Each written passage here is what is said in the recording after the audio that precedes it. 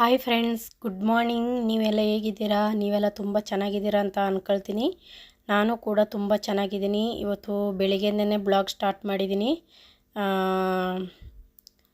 ಬೆಳಿಗ್ಗೆ ತಿಂಡಿಗೆ ರೆಡಿ ಮಾಡ್ಕೊಳ್ತಾ ಇದ್ದೀನಿ. ತಿಂಡಿ ಬಂದು ಇವತ್ತು ಕೊತ್ತಂಬರಿ ಸೊಪ್ಪಿಂದು ಚಿತ್ರಾನ್ನ ಮಾಡ್ತಾಯಿದ್ದೀನಿ. ಹೇಗೆ ಪುದೀನ ಸೊಪ್ಪೊಂದು ಚಿತ್ರಾನ್ನ ಮಾಡ್ತಾರೋ ಅದೇ ಥರ ಕೊತ್ತಂಬರಿ ಸೊಪ್ಪೊಂದು ಚಿತ್ರಾನ್ನ ಮಾಡ್ತಾಯಿದ್ದೀನಿ. ನಮ್ಮ ಮನೆಯವರಂತೂ ಈಚೆ ಸ್ವಲ್ಪ ಕೆಲಸ ಇತ್ತು, ಅದೆಲ್ಲ ಮುಗಿಸ್ಬಿಟ್ಟು ಸ್ನಾನ ಮಾಡ್ಕೊಳ್ತಿದ್ದಾರೆ. ಅವರು ಸ್ನಾನ ಮಾಡಿ ಬರೋ ಗಂಟ ನಾನು ಬೇಗ ಬೇಗ ತಿಂಡಿ ಮಾಡಿಬಿಡ್ಬೇಕು.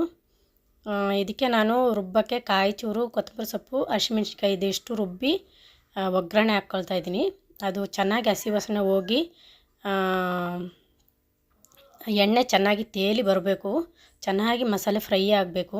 ಈ ಕಡೆಗೆ ನಾನು ಟೀ ಮಡಗ್ತಾಯಿದ್ದೀನಿ. ನಮ್ಮ ಮನೆಯವರು ಸ್ನಾನ ಮಾಡ್ಕೊಬಂದರು, ಟೀ ಕೊಡು ಅಂತ ಕೇಳಿದ್ರು. ಹಾಗಾಗಿ ಟೀ ಮಡಗಿದ್ದೀನಿ.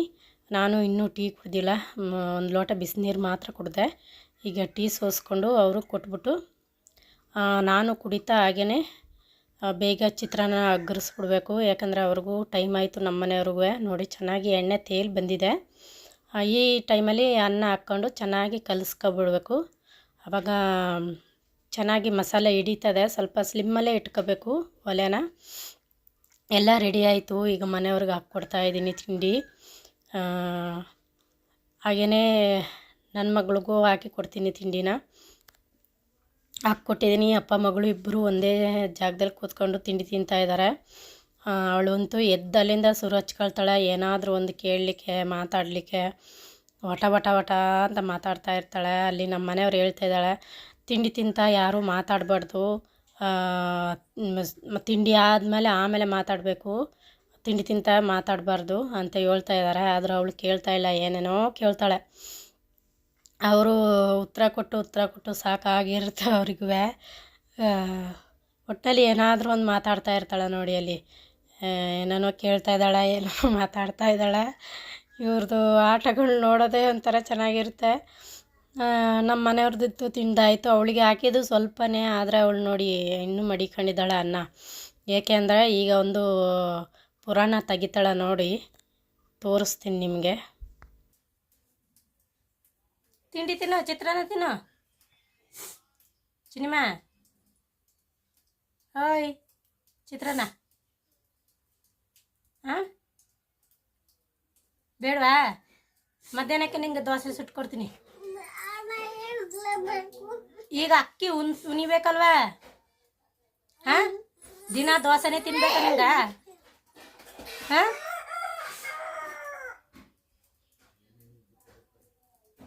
ದಿನ ದೋಸೆನೇ ಬೇಕೇನೆ ಇವಳಿಗೆ.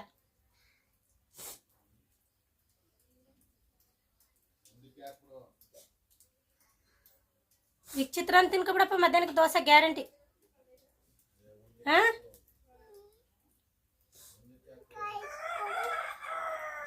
ಈಗ ಅಕ್ಕಿ ಉನಿಬೇಕು. ಹಾಂ,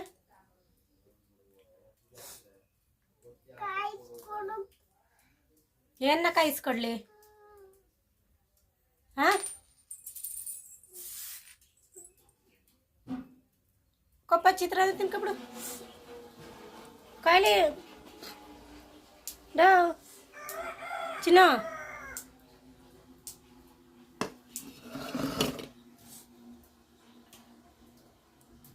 ಚಿತ್ರಾನ್ನ ಕಲಿಸ್ಬಿಟ್ಟು ಹಂಗೆ ಮಡಗಿದಾಳೆ. ಹಾಂ, ದೋಸೆ ಬೇಕಂತ ಅವಳಿಗೆ. ದೋಸೆ ದಿನ ದೋಸೆನೇ ತಿನ್ಬೇಕೇನ, ಬೇರೆ ತಿಂಡಿಗಳು ಹೋಗಲ್ವಾ?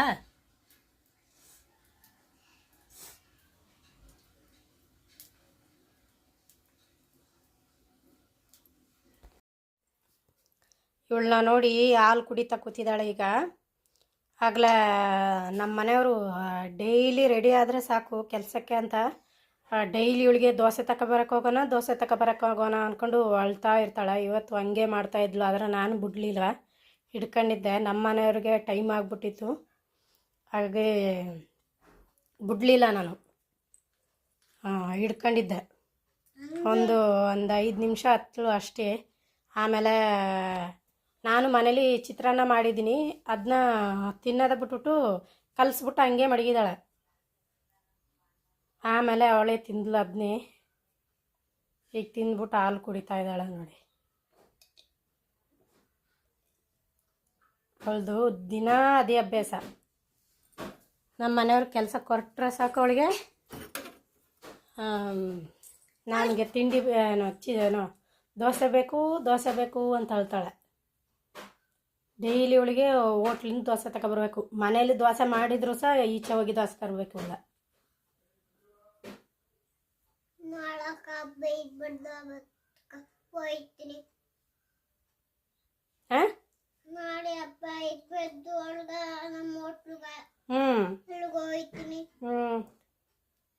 ದಿನ ಹೋಟ್ಲಲ್ಲೇ ತಗೊಬಂದ್ರೆ ದುಡ್ಡು ವೇಸ್ಟ್ ಅಲ್ವಾ?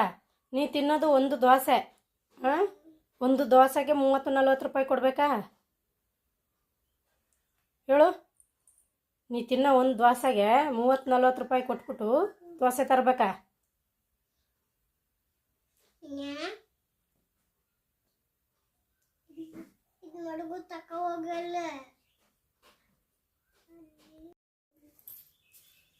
ಈ ಮಕ್ಕಳನ್ನ ಸುಧಾರಿಸೋದೇ ಭಾರಿ ಕಷ್ಟ ಆಗ್ಬಿಟ್ಟಿದೆ.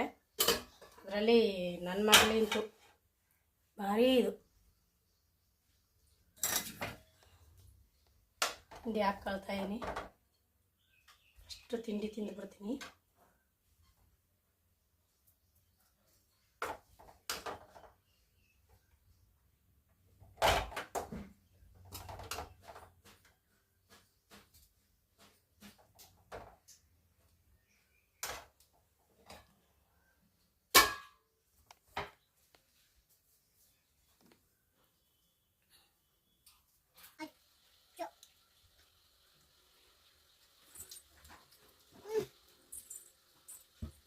ತಿಂಡಿ ಅಂತೂ ಸೂಪರಾಗಿ ಬಂದಿದೆ.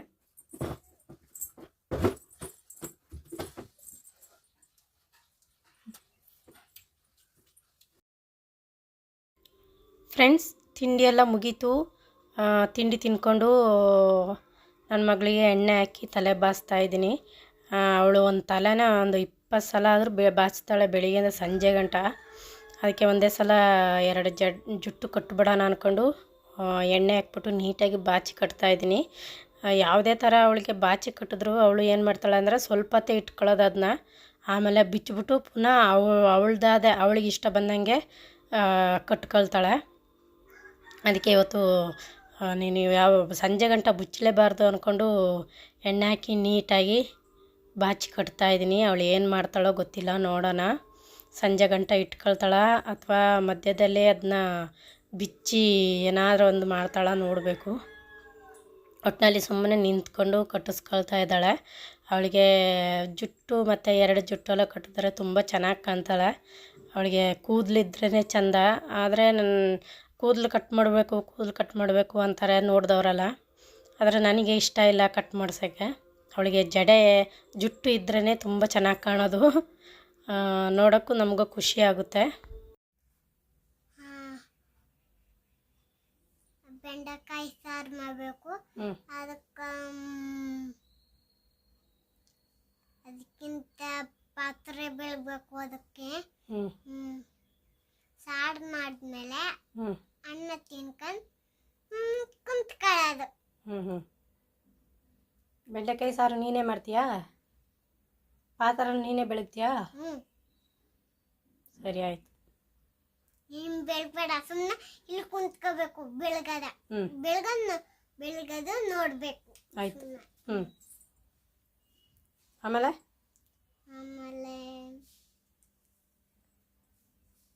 ಏನೋ ಒಂದು ನಾನು ಮಾಡ್ತೀನಿ. ಆಯ್ತು, ಏನೋ ಒಂದು ನೀನು ಮಾಡು. ಸರಿಯಾ? ನಾ ಸುಮ್ಮನೆ ಕೂತ್ಕೊಳ್ತೀನಿ. ಹಾಂ, ಮೊಟ್ಟೆ ಸಾರು ಮಾಡ್ತೀನಿ. ನಿಂಗೆ ಮೊಟ್ಟೆ ಸಾರು ಮಾಡ್ತೀಯಾ? ಕುಂತ್ಕೋಬೇಕು. ಆಯ್ತು. ಮೊಟ್ಟೆ ಸಾರು ಹೆಂಗೆ ಮಾಡೋದು?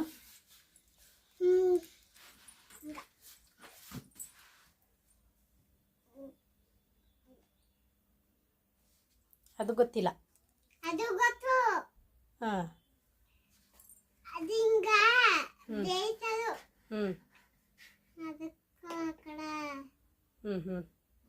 ಫ್ರೆಂಡ್ಸ್, ಕೇಳಿದ್ರಲ್ವ ಅವಳ ಮಾತು ಹೆಂಗೆ ಅಂತ? ಎಷ್ಟು ಮಾತಾಡ್ತಾಳೆ ಗೊತ್ತಾ? ನಿಜವಾಗಲೂ ನಮಗೆ ಬರಲ್ಲ ಅಷ್ಟು ಮಾತಾಡೋಕ್ಕೆ, ಅಷ್ಟು ಮಾತಾಡ್ತಿದ್ದಾಳೆ. ಇನ್ನು ಸ್ವಲ್ಪ ಪಾತ್ರೆ ಇತ್ತು, ಅದನ್ನ ನಾನು ಬೆಳಗ್ತಾ ಇದ್ದೀನಿ. ನೀಟಾಗಿ ತೊಳೆದು ಮಡ್ಕೊಬಿಟ್ರೆ ಇನ್ನೇನು ಇರಲ್ಲ ಕೆಲಸಗಳು. ಇಷ್ಟು ದಿನ ನಮ್ಮ ಮನೆಯವರು ತೊಳೆದು ಮಡಗ್ತಿದ್ರು, ಯಾಕಂದರೆ ನನಗೆ ಬ್ಯಾಕಲ್ಲಿ ನೋವು ಇದಲ್ವ, ಹಾಗಾಗಿ ಕೂತ್ಕೊಳ್ಳೋಕ್ಕಾಗಲ್ಲ ಅಂದ್ಕೊಂಡು ಅವರೇ ತೊಳೆದು ಮಡಗ್ತಿದ್ರು. ಇವತ್ತು ನಾನು ತೊಳಿತಾ ಇದ್ದೀನಿ, ಯಾಕಂದರೆ ಅವರು ಈಚೆ ಸ್ವಲ್ಪ ಕೆಲಸ ಮಾಡಿಬಿಟ್ಟು ಸ್ನಾನ ಮಾಡಿ ಟೈಮ್ ಆಯಿತು ಅವ್ರಿಗೆ, ಹಂಗಾಗಿ ಹೋದರು. ಆದರೂ ಮಡಗಿರೋ ಪಾತ್ರೆನ ನೀನು ಕೂತ್ಕೊ ಬೆಳಗಬೇಡ ಅಂತ ಹೇಳಿದ್ರು. ಆದರೂ ಅವ್ರು ಸಾಯಂಕಾಲ ಬಂದು ಬೆಳಗ್ಗೆ ಗಂಟ ನಾನೇ ಬೆಳಗ್ಬಿಡೋಣ ಅಂದ್ಕೊಂಡು ಬೆಳಗ್ತಿದ್ದೀನಿ. ಫ್ರೆಂಡ್ಸ್, ಆಲ್ಮೋಸ್ಟು ಎಲ್ಲ ಕೆಲಸಗಳೆಲ್ಲ ಮುಗೀತು. ಬೆಳಗಿನ ತಿಂಡಿ ಆಯಿತು. ಮಧ್ಯಾಹ್ನಕ್ಕೆ ಇನ್ನೂ ಬೆಳಿಗ್ಗೆ ಮಾಡಿದ ಅನ್ನ ಇದೆ, ಸಾರು ಮತ್ತು ಇದು ಏನಪ್ಪ ಬೆಂಡೆಕಾಯಿ ಪಲ್ಯ ಮಾಡಬೇಕು. ನೋಡಿ, ಬೆಂಡೆಕಾಯಿ ಕಟ್ ಮಾಡಿ ಮಡಗಿದ್ದೀನಿ, ತೊಳೆದು ಕಟ್ ಮಾಡಿ ಮಡಗಿದ್ದೀನಿ. ಪಲ್ಯ ಮಾಡಬೇಕು. ಹಾಗೆಯೇ ಫ್ರೆಂಡ್ಸ್, ನಾನು ಈ ವಿಡಿಯೋನ ನಾನು ಇಲ್ಲೇ ಎಂಡ್ ಮಾಡ್ತೀನಿ. ಇನ್ನು ನಾಳೆನ ವಿಡಿಯೋದಲ್ಲಿ ಸಿಗ್ತೀನಿ.